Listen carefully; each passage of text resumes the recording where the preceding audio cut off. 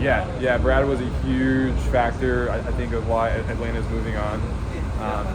Even at, I think 40 years old, still very effective. You can see the experience. You can see you can see him do his thing. He made a lot of great saves, a lot of great decisions.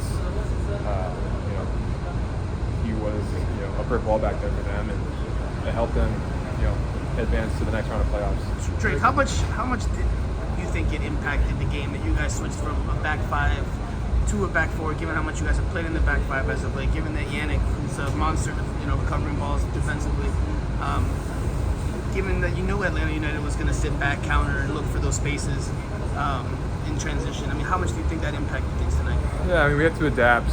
It's unfortunate that Yannick wasn't, able to be with us, and we're all versatile players. We can play in the back four, we can play in the back five. High stakes games like this, whether you're in a back four, back five, you're gonna have to figure out a way to win. You have to go for it. I think there's strategy involved, but that was just the result of the game, and I think we all could have done better. Doesn't mean in the moment that we weren't giving it all we had. I think we were. Guys are playing 90 plus minutes the entire year. You get to November, and you only have so much left in the tank. But that's the adrenaline, that's the grit, that's the willpower that you have to perform. And unfortunately, we didn't get the result we got. I get the idea of wanting to attack, look for the goals, and put this game away early. But do you think you guys played into their hands, knowing that they're going to sit back, knowing that they're going to counter, knowing that this defense hasn't been at its best this year at some periods? It's been the weakness of this team at times. Do you think you played into their hands by switching to a back four, leaving more spaces in behind? No, again, like I said, back four, back five. There's only so much you can control with the other team. At some point you have to focus on yourselves and what your team's going to do and how you guys are going to play, and that was our decision. And we didn't win the game. What is this process like for you, Drake, moving forward? How much time do you take off? How much time do you reflect on what happened? Yeah, it's a long year. I think specifically this game will probably stick out more than others because it's our last game of the year. I'll,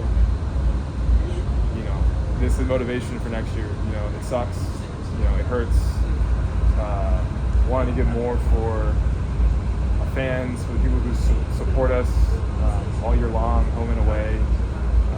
This one will definitely stick with me, and that will kind of keep the fire going to get better next year and give more and do more. And you can reflect, you can question, what went wrong, what you can do better, how to improve, how to fix things.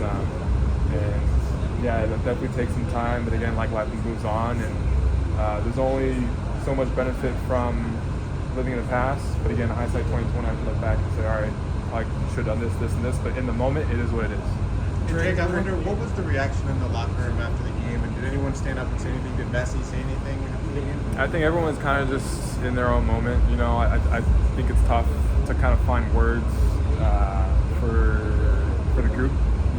Everyone's experiencing it. It was low energy. It's like it's the end of our year. I think we all expected more of ourselves, and we all really felt like this was a game we could have won, and we didn't. So we're all kind of just taking it however we take it, and maybe some guys chimed in here or there, but for the most part, it was pretty quiet. What are your thoughts on their goal? The weight of the expectations to win after winning Supporter Shield, having #1 seed, 2 MVPs on your team, so many players, like yourself, in finals for awards. Was there a weight of expectation on you guys that you felt maybe as the game kind of got winding down to the end, or even at the beginning of it? Expectation, I don't know, man. I felt like, you can look back and say, we did all these things this year, Supporter Shield, points record, but at the end of the day, playoffs, it's like a new landscape. You got to be able to beat the team that you're lining up against. And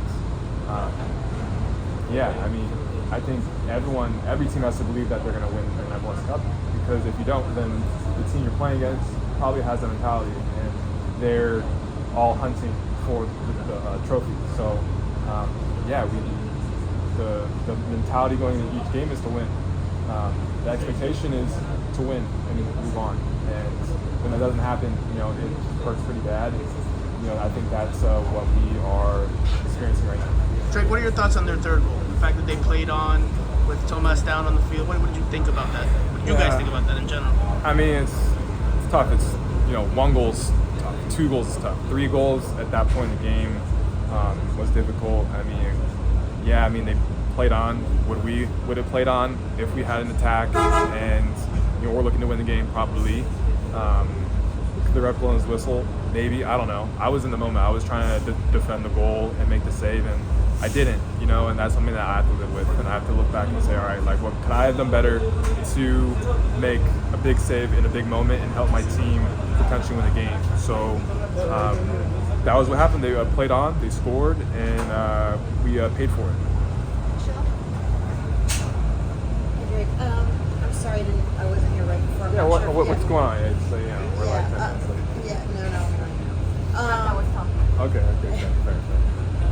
I'm just wondering what the mood is like in the what it was like in the locker room, and what was said. Did anyone say any words, or what did Tata tell you guys? What was sort of the final moments in the locker room? Yeah, like I respond to the other questions. It was pretty low. Like, guys are, it just sucks.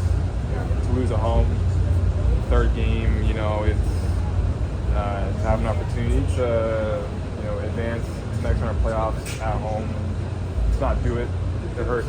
So there's not one way to deal with it. Some guys express themselves, some guys stay quiet. It is what it is, and I feel like it's just one of those things where it's almost hard to find words.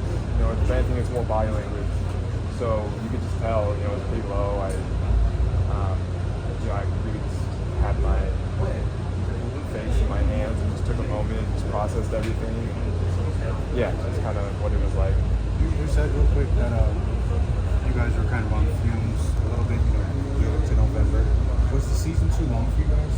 Dating back to the worldwide tour? I mean, I think every year is a long year.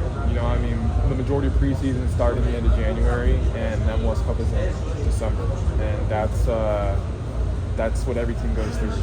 So yeah, are there international breaks? Are there some days off? There are. And as a professional, you have to take advantage of those. And you have to do what you can to be as prepared as possible. But in this sport, how the game is played, you're probably going to get tired at some point. We're all human. We're not machines. So the good thing is we know what we're getting ourselves into.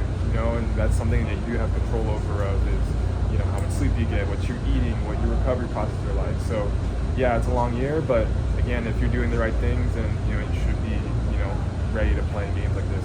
Thank you, everyone. Yeah, thanks, guys.